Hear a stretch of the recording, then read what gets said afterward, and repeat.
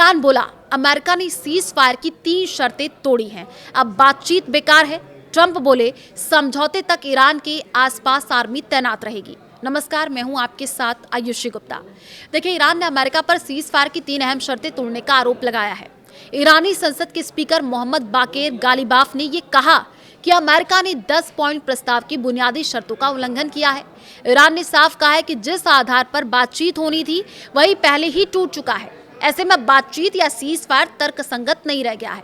वहीं अमेरिकी राष्ट्रपति डोनाल्ड ट्रंप ने ये कहा है कि जब तक ईरान के साथ हुआ समझौता पूरी तरह लागू नहीं होता, तब तक अमेरिकी सेना ईरान के आसपास तैनात रहेगी।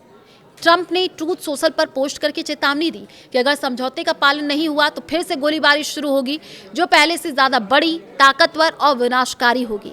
हालांकि उन्होंने कहा कि इसकी संभावना बेहद कम है, लेकिन अमेरिका पूरी तरह तैयार है।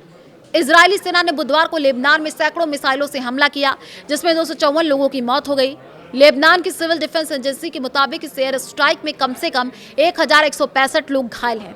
इसके बाद देश में राष्ट्रीय शोक घोषित किया गया। हमले Beirut, Bekaa Valley, Mount Lebanon, Sidon और दक्षिण लेबनान के कई गांवों में किए गए।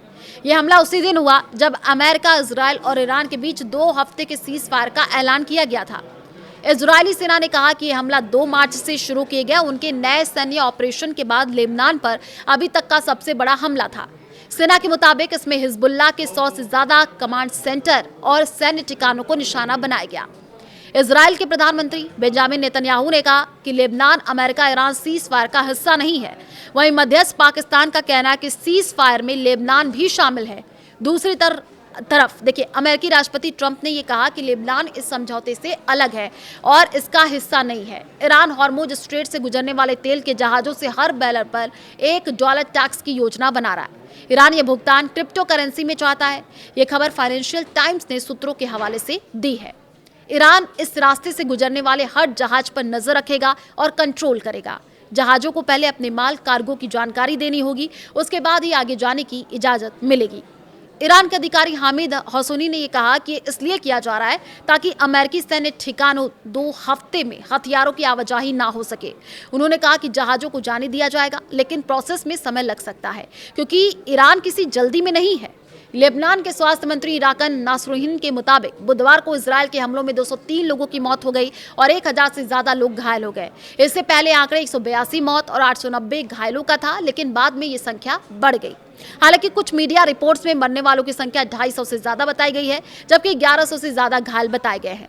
चीन ने मिडिल ईस्ट में स्थिरता लाने की जरूरत पर जोर दिया है। चीनी विदेश मंत्रालय ने कहा कि सभी पक्षों को इस मौके का फायदा उठाकर शांति लानी चाहिए। चीन ने यह भी कहा कि ये तनाव कम करने और युद्ध को पूरी तरह खत्म करने के लिए अपनी कोशिशें जारी रखेगा। इटली ने सीज फायर के उल्लंघन की निंदा की। इटली के प्रधानमंत्री जॉर्जिया मेलोनी ने युद्ध विराम की किसी भी उल्लंघन की कड़ी निंदा की है। उन्होंने कहा कि दुनिया एक खतरनाक मोड़ के करीब पहुंच चुकी थी, लेकिन अब शांति का एक नाजुक मौका मिला है जिसे मजबूत करना होगा। उन्होंने ये भी जोर दिया कि हॉर्मुज स्ट्रेट में जहाजों की सुरक्षित आवाजाही बहाल करना यूरोप के लिए बहुत जरूरी है।